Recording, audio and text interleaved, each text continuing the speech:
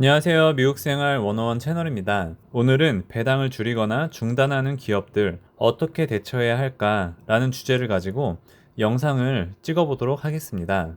최근에 몇몇 기업들이 배당을 중단하거나 배당을 줄이는 기업들이 있는데요. 오늘은 세 기업들을 볼게요. 디즈니, 쉘, 그리고 ERP 프로퍼티스라는 이 세 기업을 간략하게 리뷰를 하고 우리가 어떠한 마인드로 배당 투자에 접근을 해야 할까 나눠보도록 하겠습니다.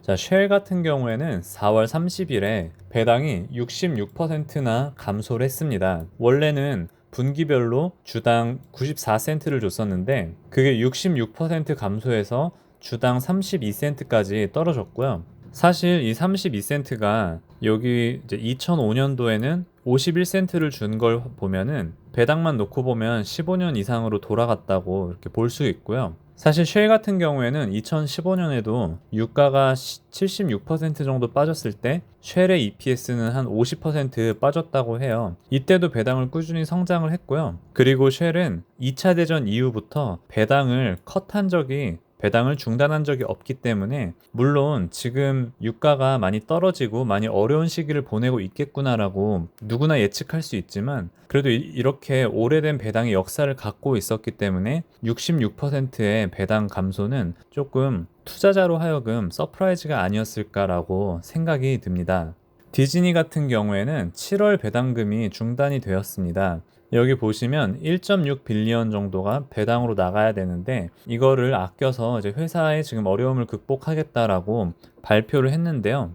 이제 이분이 디즈니의 CFO인데요. 우리가 어려운 결정을 했다. 우리가 6개월 뒤에 내년 1월에는 배당을 줄 수 있는지 다시 한번 검토를 하겠다라고 발표를 했고요. 그리고 다른 기자회견에서는 저희 팬데믹 기간 동안에 자본을 축소하고 그리고 고위급의 연봉도 삭감하고 그리고 몇몇 직원들을 임시적으로 해고하는 그런 일도 어쩔 수 없이 하고 있다. 그리고 공사라든지 아니면은 놀이공원 꾸미고 하는 거를 우리는 그런 거에 대한 비용도 많이 줄이겠다라고 이제 이러한 인터뷰를 하면서 많이 주주들에게 어필을 하는 거죠. 이렇게 우리는 줄일 수밖에 없었다. 우린 이번에 배당을 중단할 수밖에 없었다. 이렇게 어필을 하고 있고요. 저로서도 되게 아쉬운 게 디즈니가 두 번째로 가장 많이 갖고 있는 거기도 하고 그리고 5년 동안 배당 성장률이 거의 9%에 달하기 때문에 굉장히 매력이 있다고 생각을 했었는데 이번에 배당 중단이 개인적으로 아쉬운 거는 사실입니다.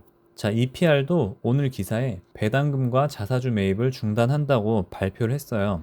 오늘 EPR이 장이 끝나고 거의 5% 가까이 하락을 했는데요. 이 디비던드 배당이랑 자사주 매입을 그만하겠다. 잠깐이라도 그만하겠다라는 그런 기사가 난 후에 거의 5% 가까이 하락을 했고요. 보니까 4월 같은 경우에는 이 수입의 주 요원인 렌트나 몰기지 페이먼트가 15%밖에 거치지 않았다고 해요. 이 부분이 EPR한테는 되게 큰 타격이라고 볼 수 있고요. 사실 최근에 많은 분들이 EPR에 주목을 했어요. 왜냐면은 10년 동안 배당을 성장시켰고 최근에 디비던드 일드 배당률이 17% 가까이 되고 그리고 이게 월 배당을 주는 리츠인데요. 3월 달에 주가가 폭락해도 3월에도 배당을 줬고 4월에도 배당을 줬기 때문에 아니 이 회사가 배당을 줄 수 있는 여력이 되나 해가지고 현금 보유량을 이제 커버한 유튜버들이 많아요. 그래서 이 회사는 배당을 지금처럼 지급을 해도 뭐 한 10년, 20년 동안 운영할 수 있다. 이제 이런 영상들이 많아서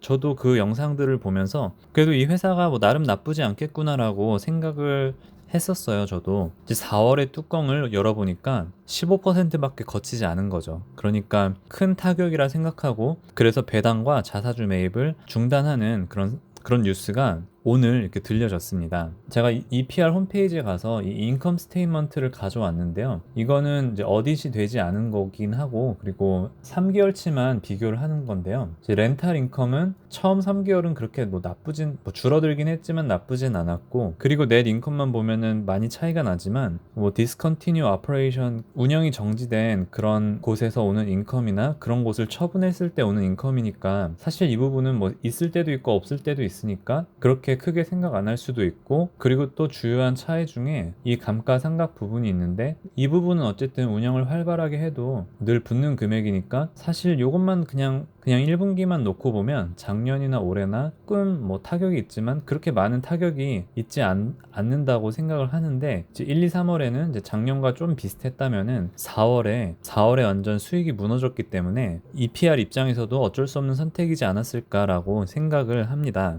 영상을 정리해 보겠습니다. 그렇다면 우리는 어떻게 해야 할까? 라는 질문에, 배당 투자를 놓고 보면은 과거에 잘 나갔던 기업 상관없이 지금 잘하고 있는 기업의 주식을 사야 한다고 생각합니다. 그래서 우리가 어떠한 주식을 사고 그냥 막연하게 매수하고 나서 잘 이겨내겠지, 잘 견뎌내겠지 하면은 디즈니나 쉘 같이 믿었던 도끼에 발등 찍히고 뒤통수 맞을 수도 있다는 것을 앞에 세 사례를 보면서 우리가 알 수 있고요. 그리고 우리가 회사를 볼 때 회사에 캐시가 얼마나 있는가, 그 회사의 현금 보유량을 보는데, 물론 이게 중요하죠. 근데 앞서 사례를 봤을 때 이것도 중요하지만 이것만 가지고는 우리가 배당 컷이나 배당 중단을 예측하기 어려운 것 같아요. 그래서 우리가 이거 플러스 더 봐야 하는 게, 이 회사가 배당을 늘렸는가. 물론 지금 같은 시기에 배당 유지도 주주 친화적이라고 할 수 있는데, 제 생각에 엑산 모빌 같은 경우에 배당을 유지를 했는데 아마도 울며 겨자 먹기로 하고 있지 않을까라고 생각을 해요. 지금 전혀 상황이 좋지 않기 때문에. 근데 그런 기업들이 있는가 하면은 잔슨앤잔슨 같이 배당을 꾸준히 늘려왔고 요번에도 배당을 늘린 기업들이 있으니까, 어떤 회사가 배당을 늘렸는가도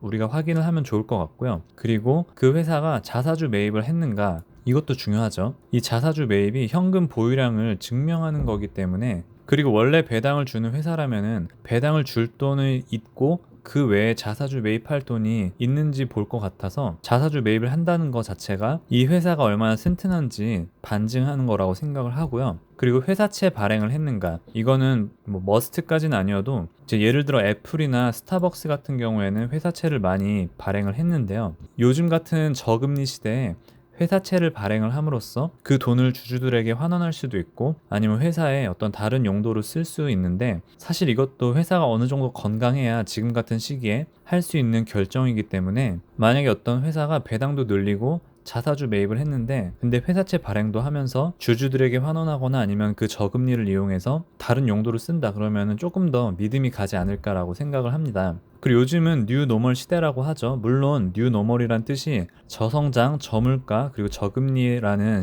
이런 새로운 시대라고 하지만, 요즘 같은 경우에는 코로나로 인해서 우리 일상이 하나하나 바뀌고 소비 패턴이 바뀌었기 때문에 전통의 강자였던 그런 기업들을 보는 것도 중요하지만, 이러한 새로운 시대에 적응하고 발전하고 계속해서 커갈 수 있는 그런 기업들을 우리가 선별을 해야 될 것 같고요. 그리고 무엇보다도 코로나 기간에도 사람들의 소비가 계속되고 있는가, 이 부분도 굉장히 중요한 것 같아요. 왜냐면은 작년까지 상황이 좋더라도 지금 소비가 끊긴다면은 이 기업이 과거에 얼마나 잘했든 간에 상관이 없죠. 예를 들면 뭐 항공주도 그렇고 크루즈도 그렇고. 그렇기 때문에 지금 이 시기에 소비가 얼마나 되는지도 봐야 하는 게 중요한 것 같고요. 그리고 내가 어디에 투자해야 될지 확신이 안 선다 하면은 그냥 마음 편하게 알아서 관리해주는 ETF에 투자하는 것도 좋을 것 같습니다. 적어도 ETF가 30개, 50개 이상의 기업으로 구성되어 있다면은 어떤 한두 기업이 배당이 삭감되더라도 나머지 기업들이 배당을 주기 때문에 배당이 조금 줄어들 수는 있지만 아예 없어지거나 사라지지 않기 때문에 저는 여기에서 큰 메리트가 있다고 생각을 하고요.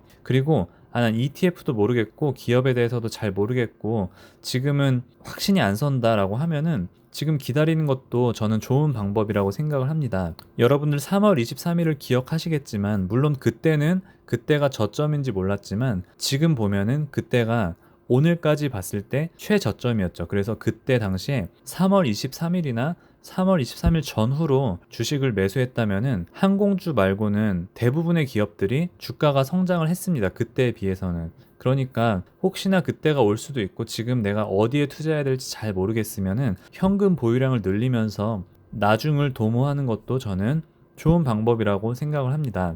네, 오늘 제가 예상보다 좀 길게 찍었는데요. 오늘 영상은 여기까지 하겠습니다. 시청해주신 모든 분들께 감사드립니다. 오늘도 좋은 하루 되세요.